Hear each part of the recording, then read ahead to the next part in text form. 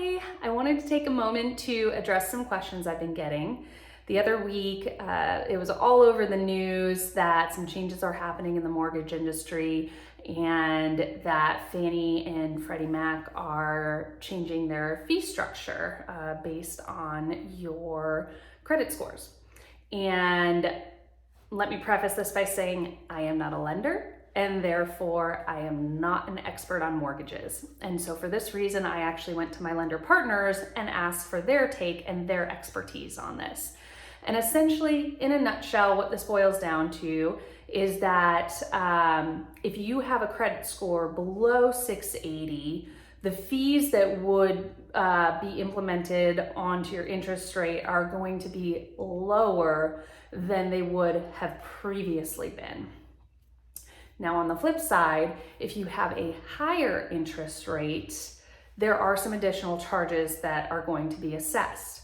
These charges are typically against the lender, and so the way that they make up for the cost is that they add some fees to your interest rate. Now, before you freak out, these, from what I have been told, are just a slight tweak to an existing fee structure. So it's not wildly changing your rate, but it is increasing it a little bit. Now, there are ways to mitigate some of this, and really a lot of that comes down to having a good lender partnership. And so that's why I always recommend shopping lenders. I've got several that I've worked with, my clients have been happy with. I'm happy to recommend some names.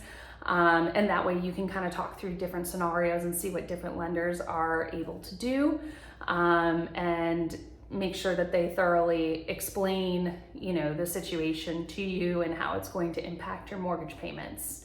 That being said, there is no scenario in the world where somebody with a lower credit score is going to get a better rate than someone with a higher credit score. So please, please, please, if you have good credit, do not go out and tank your credit.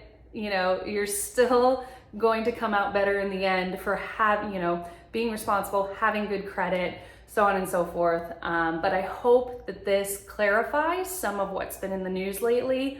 And again, if you need to dig deeper on this, happy to connect you with a lender who can speak to you further on it.